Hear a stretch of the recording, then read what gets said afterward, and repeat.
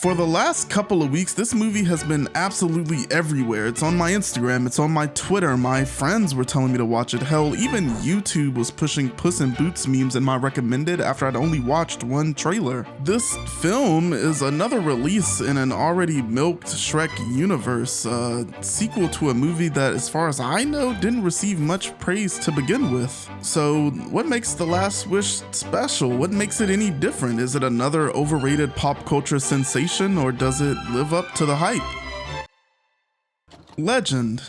What does it mean to be a legend? Someone who has done such abnormal things that they feel almost unrealistic. They feel larger than life. Whether it's their skill or their charisma, every room they enter, eyes seem to naturally gravitate to their aura. And perhaps even more than that, they feel larger than death, with tales of their adventures being passed on and enjoyed long after their own passing. That is where our friend Puss finds himself in life. He is a legend among legends. In a world of fairy tales and magical characters, Puss has found a way to stand out and make a name for himself. Crowds are chanting his name, stories of his escapades are spread around the world, and he could probably take your bitch if he really wanted to. His skills as a bandit have earned him some notoriety, but they've also prepared him to overcome any situation. The legend will never die! Well, almost any situation. You see, Puss is on his last legs. The idea of being a legend has gotten to his head a little bit, and he's become reckless, he's become cocky,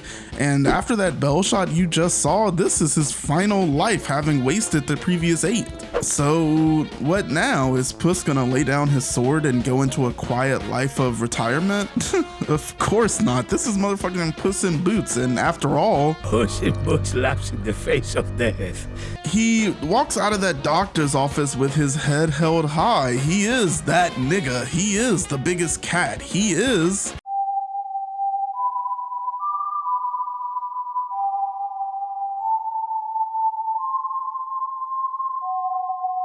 This is a fight that Puss is not ready for, an enemy that he can't beat. He's off his A game, his movements are sloppy, his opponent seems to be more skilled than he is, landing the first hit on Puss ever. A single drop of blood rolls into the frame, and without his other lives to rely on, for the first time in his life, Puss is wounded and afraid. He manages to make a close escape, saving his own life, but the life of the legend, the life of Puss in Boots, is dead. He retreats to retirement in disgrace and dishonor until eventually finding out about the wishing star, a magical star capable of granting any one wish. And with a new plan to get his lives back, with the idea that this would be the rebirth of Puss in Boots, he suits up and strikes out, ready to take on the world again. That is the main kind of plot line in this movie, but man, does it have a lot to offer. The animation, for one, is beautiful, and while it's definitely inspired by the impact Spider-Verse had, it manages to bring its own style as well. There's scenes of this thing that look like they are straight out of a fairy tale painting. The fights themselves are amazing. You have this crisp and fast animation that they somehow managed to jam-pack with symbolism still, and when the characters start dropping frames, you know you're in for something good.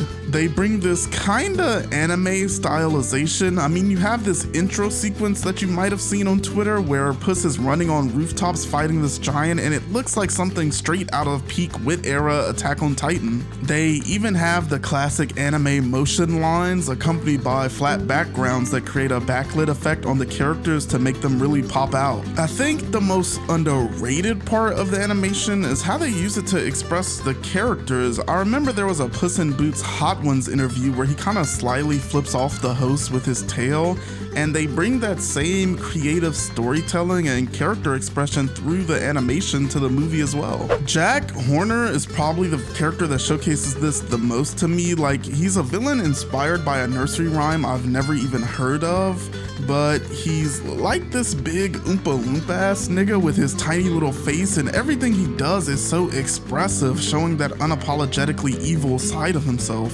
Speaking of Jack Horner, the villains in this movie are so strong as well. Between Jack, the Goldilocks gang, and the Wolf, each of them have their own role to play. With a lot of movie villains in recent Western movies focusing on generational trauma and what causes people to become villains, which can be impactful when done properly, it's still refreshing to have an asshole who's just an asshole every now and then, and that's what Jack Horner brings to this movie in his pursuit of the wish to control all magic in the world, and he's easily one of the funniest characters in it. The Goldilocks gang takes up the redeemable mantle, and while they're playful and fun, the story and messaging behind these characters is one that will for sure resonate with some people. And then there's the Wolf, probably the one that will leave the biggest impression with most viewers. Whenever this character is on screen, he doesn't just ask for respect, he demands it. And he's easily one of the most menacing villains I've seen in this movie genre ever.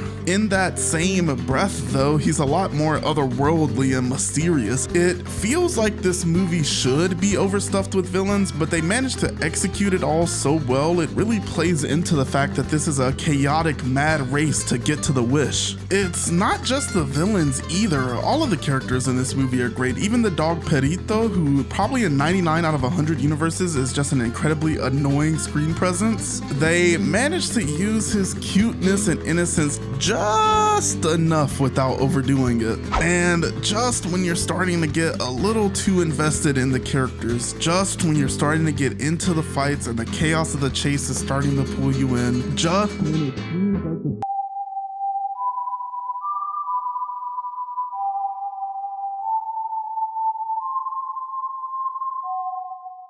I told you, this character demands respect, and it is in one of the most emotionally impactful moments of storytelling I've seen in any movie. Puss, fearing for his life, runs into the woods, having one of the most accurate depictions of a panic attack I've ever seen. I can't do this scene justice just talking over the clips. It's really something you gotta see for yourself, but honestly, it's a moment that resonated with me on a personal level. I'm not a very anxious or stressful person, but around the time my grandmother died, I got into my own head about death, questioning the meaning of life, struggling to come to peace with the finality of it and the impact that my own death would have. My breath got really sporadic and my heart was pounding so loud I felt like there was no other sound in the world, even though I was quite literally standing in the shower. I think for me, media is at its best when the lines between realism and fiction are blurred,